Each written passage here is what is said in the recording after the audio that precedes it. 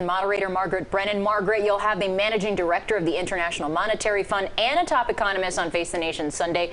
What are they saying about what's happening and on the other side of the world and how it's impacting people here in the U.S.? Well, I know so many people are moved by the images of what's happening, but on top of that, it is also impacting the price of goods here in the United States, not just the price of gasoline, which has spiked because of these questions of risk, how long the war will last and how far it could spread, but it's also driving up the price of wheat. That's impacting food supplies and prices.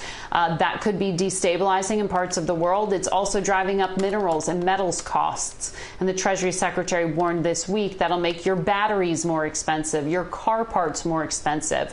And without a clear end in sight to this conflict, there is no relief in sight when it comes to this kind of inflation. There is, however, a big decision to be made in the coming days with the Federal Reserve and a potential hike of interest rates. So we want to lay out for the American people what to expect that could impact your pocketbook, but also your security.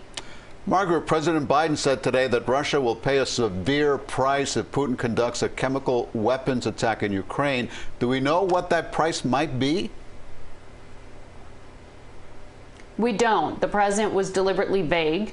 We will speak with his national security advisor, Jake Sullivan, on Sunday. The question is if chemical weapons are used, chemical weapons which are banned because they are just deemed too brutal and horrific to be used on the battlefield. They were banned, remember, after they had been used in the First World War.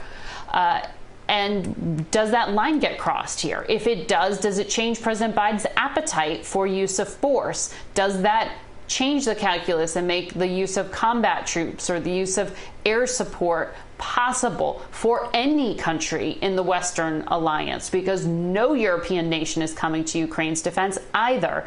Does that change? If it doesn't, what is the consequence? If it's just sanctions, which has been the strategy to date, what is left? And it's really going to be an important thing to watch in the coming days. What is the line that can be drawn that Vladimir Putin will acknowledge and won't cross? Margaret Brennan, people all over the world will be waiting to see exactly what happens with that. Thank you so much. Live for us from Washington, D.C. tonight. And you can watch Face the Nation Sunday morning at 10:30 here on CBS 4. And after that, watch Facing South Florida with Jim DeFede. That's at 11:30.